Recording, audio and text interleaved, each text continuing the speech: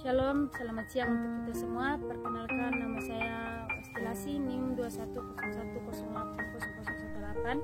Saya mahasiswa semester 3 Prodi Pendidikan Ekonomi, Fakultas Keguruan dan Ilmu Pendidikan Universitas Nusa Tenggara Kupang. Video ini saya buat untuk memperbaiki nilai UAS mata kuliah strategi belajar mengajar dengan judul materi yaitu keberhasilan belajar mengajar. Ada beberapa poin yang saya bahas di sini, yakni yang pertama, tingkat keberhasilan. Keberhasilan merupakan suatu pencapaian terhadap keinginan yang telah kita niatkan untuk kita capai, atau kemampuan untuk melewati dan mengatasi diri dari satu kegagalan ke kegagalan berikutnya tanpa kehilangan semangat. Setiap proses belajar mengajar selalu menghasilkan hasil belajar. Masalah yang dihadapi adalah sampai di tingkat mana prestasi atau hasil belajar yang telah dicapai. Sehubungan dengan hal inilah keberhasilan proses mengajar itu dibagi atas beberapa tingkatan atau taraf. Tingkatan keberhasilan tersebut adalah sebagai berikut. Yang pertama, istimewa atau maksimal.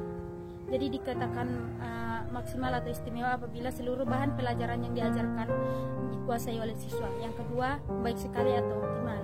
Jadi dikatakan optimal atau baik sekali apabila sebagian besar atau 76% sampai dengan 99% bahan pelajaran diajarkan dikuasai oleh siswa. Yang ketiga, minimal. Jadi dikatakan minimal apabila bahan pelajaran yang diajarkan hanya 60% sampai dengan 75% saja yang dikuasai oleh siswa. Yang keempat, kurang. Jadi dikatakan kurang apabila bahan pelajaran yang diajarkan kurang dari 60% dikuasai oleh siswa.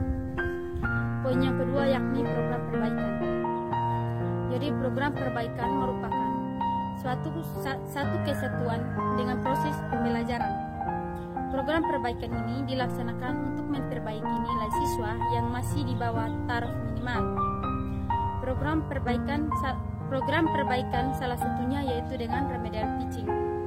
Jadi remedial teaching merupakan suatu pengajaran yang bersifat menyembuhkan atau membetulkan atau dengan singkat pengajaran yang membuat lebih baik. Dapat dikatakan pula bahwa pengajaran perbaikan itu berfungsi terapis untuk penyembuhan. Dalam pengajaran perbaikan biasanya mengandung kegiatan-kegiatan sebagai berikut. Yang pertama, mengulang pokok bahasan secara keseluruhan.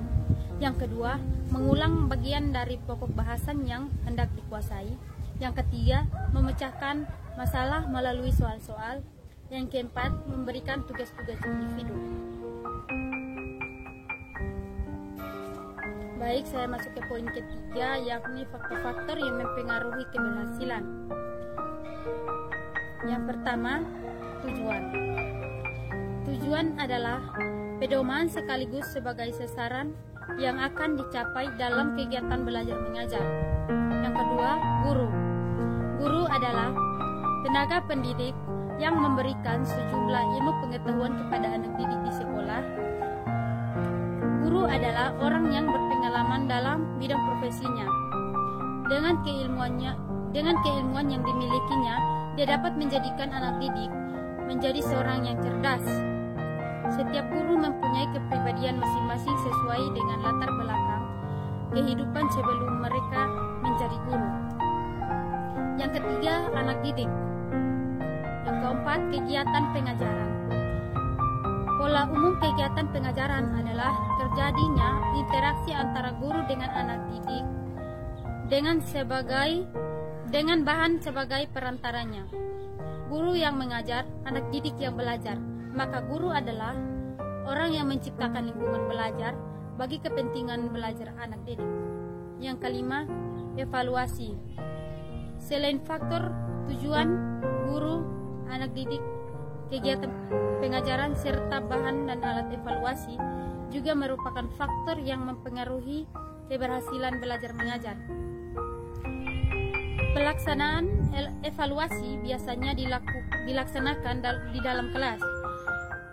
Semua anak didik dibagi menurut kelasnya masing-masing. Kelas 1, kelas 2, dan kelas 3 dikumpulkan dikumpulkan menurut tingkatan masing-masing. Besar kecil jumlahnya anak didik dikumpulkan di dalam kelas akan mempengaruhi suasana kelas sekaligus mempengaruhi suasana evaluasi yang dilaksanakan. Jadi kesimpulan dari materi yang saya bawakan hari ini yakni keberhasilan belajar mengajar dipengaruhi berbagai aspek, baik guru, anak didik, suasana lingkungan belajar mengajar di sekolah. Keberhasilan belajar mengajar dapat diukur dalam nilai yang berbentuk nilai rapor anak didik dan mutu sekolah itu sendiri. Suatu proses belajar mengajar tentang bahan pengajaran dinyatakan berhasil apabila hasilnya memenuhi tujuan instruksional khusus dari bahan tersebut. Maka dapat ditarik dan kesimpulan bahwa pengertian keberhasilan belajar mengajar adalah tercapainya tujuan instruksional khusus yang sudah direncanakan atau dibuat sebelumnya oleh guru. Setiap proses belajar mengajar selalu menghasilkan hasil belajar. Masalah yang dihadapi adalah sampai di tingkat mana prestasi atau hasil belajar yang telah dicapai. Sehubungan dengan hal inilah keberhasilan proses mengajar dibagi atas beberapa tingkatan atau taraf. Tingkatan tersebut adalah sebagai berikut: istimewa atau maksimal, baik sekali atau optimal, baik atau minimal, dan kurang. Sekian dan terima kasih.